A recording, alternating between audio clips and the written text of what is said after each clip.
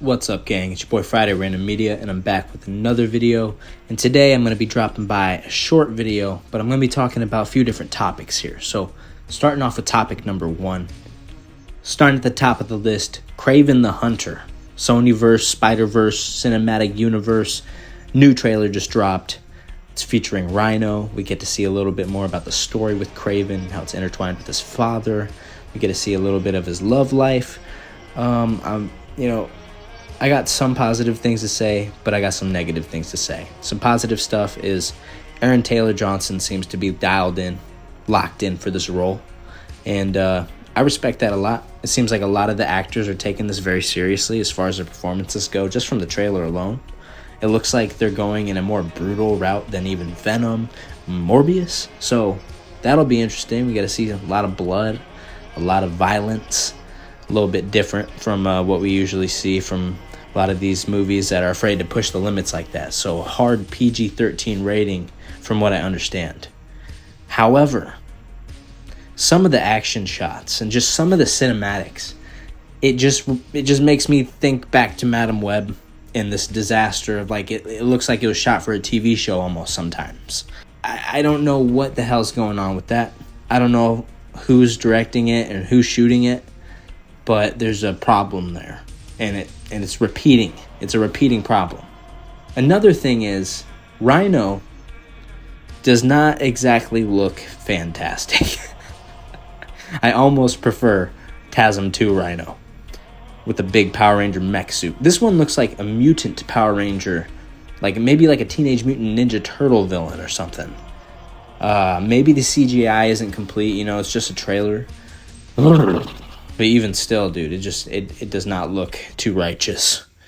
Gotta fix this CGI problem when it comes to these new superhero movies, whether it's the fights, the movement, or just the character models, period, man. There's gotta be something done about this.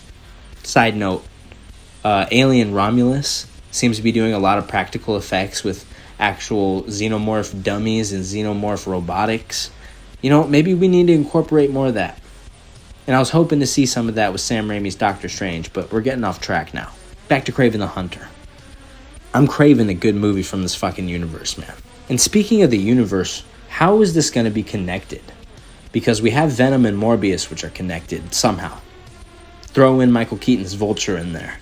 You got a fucked up soup of Sony Spider-Man villains. I don't know what the hell they're going to do with them. And then we've got Madam Web, obviously. Her web connects them all. Her web connects them all, so they're all connected somehow, or maybe they're not. It wasn't really specified in Madam Web whether it was connected to any of these other shitty verse movies. But so I guess we're kind of left hanging with whether we know if KRAVEN the Hunter is going to be intertwined in the Venom verse with Morbius and Vulture, or if it's going to be its whole separate thing like Madam Web. Yeah, I think that's all I got to say about fucking KRAVEN right now. So, on to topic number 2. We're going to be talking about the casting of Johnny Blaze's Ghost Rider in the MCU. And this is a very popular topic among fans right now. Lots of popular fan casts. Lots of crazy news articles going around about who could be who. I just saw an article about how Jensen Ackles could be Johnny Blaze's Ghost Rider and how it's quote-unquote confirmed. Is it real? Probably not. I could smell it from a mile away. I don't know why you would cast Jensen Ackles as Johnny Blaze. There's so many different characters that Jensen Ackles could play. We've seen him as Soldier Boy, obviously Dean Winchester. So there's just better characters for Jensen Ackles to play in the MCU if they want to go that freaking route, man. Some very popular fan casts have been Keanu Reeves. I really think he's a little too old for the part. Obviously, Nicolas Cage coming back, and as cool as that would be, I could see Nicolas Cage coming back as an aged Ghost Rider to maybe help a younger Ghost Rider, but maybe like a Robbie Reyes. Also, fan casting Norman Reedus. He's a big biker guy. He was a hard ass as Daryl Dixon throughout the freaking decade plus of Walking Dead. He's a popular pick, but again, I don't know if he really fits the role because of his age. Ryan Gosling is a very popular pick right now, and man, you gotta imagine what the price tag would be for Ryan Gosling to play this character who's not exactly an A-list character. He's well known, he's a badass, but he's not a star character. So how would you get Ryan Gosling to play this character for an extended amount of time? I don't know. But this is where I think this fan cast right here that I thought of myself, I haven't seen anybody bring up Austin Butler as Johnny Blaze. We've seen him in Elvis, and he immersed himself in that role. We've seen him as the villain in Dune 2. I forgot his flipping name, bro. But he immersed himself in that with his voice, his tone, his movement, the way he moves his eyes, everything. So he really immerses himself in these roles. And I want to say his latest film was this bike riders film. It's like a motorcycle gang film. It just goes to show that this dude can play kind of a cut loose, mysterious biker guy. I think he would do Johnny Blaze a lot of justice, and I think he does look the part. So yeah, Austin Butler, Johnny Blaze, let's make it happen. Now, for our third and final topic of the video, it's going to be a short little versus battle breakdown. I started a war at work with this one. Me and some nerds were talking about who would beat who, and it came down to a question of would MCU Iron Man beat Darth Vader from the live-action Star Wars films. And some people think that Darth Vader stomps Iron Man. Some people think that Iron Man obliterates Darth Vader. And some people say it's really close and it depends. But I thought it was pretty funny, man. People were nearly coming to blows over this conversation. You don't see it too often in the workplace, so I got to stir it up a little bit. But let me break down both of these fighters.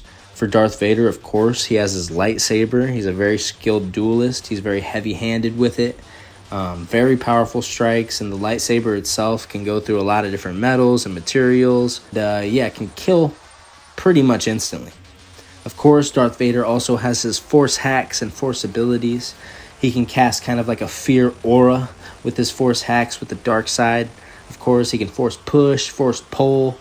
Contrary to popular belief and common misconception, he cannot force lightning. Darth Vader specifically cannot force lightning because it would fuck his suit up and it would kill him. And that's how Sidious initially designed the suit. One thing that Darth Vader does have, though, is his force choke, which he has shown to use plenty of times. So that's Darth Vader, but what does Iron Man have with the Infinity War suit? We saw this nano suit do some cool stuff. He has that shield that he can put up. He can form weapons like blasters, blades, plasma beams, laser beams, rockets, regular bullets as well. We also saw the nanosuit come off in different parts and form like a uniblast type thing. He can throw pieces of the armor around the battlefield to do different things, which is crazy. This is all nano controlled, so he just has to think about it. And it kind of just forms like a symbiote almost. Not exactly. Some of y'all might come after me for that, but you know what I'm trying to say, man. It's impressive. And I think the thing with Iron Man is that he has a lot of weaponry that he can barrage Vader with. Of course, this isn't going to be anything new to Vader. He's used to dealing with multiple laser shots, laser blasters and whatnot coming his way, several angles from several opponents all at the same time. But Iron Man does have rockets and missiles and regular bullets and other things that could really cause Vader to have a hard time. The question is, would Iron Man's suit be able to withstand the lightsaber? I personally think yes. We've seen it withstand Thor's lightning, and that was even before he had the Infinity War suit. I also think the moment that Iron Man is able to hit Darth Vader with an EMP or some sort of electronic pulse, the suit's going to shut down. And if you don't know, Darth Vader needs his suit or shit is going to get fucked up quick for that man. So I personally think that if Vader doesn't go for an instant force choke, Iron Man has a multitude of options. He can distract him with a lot of different weaponry. He can use his technology to hack Vader's suit if he gets close enough. He can use his shields and whatnot to block the lightsaber. He can shut it off with the electronic pulse. He has a lot of different options. So if Vader doesn't go for the instant kill, I do think that Tony Stark whoops Vader rather quickly.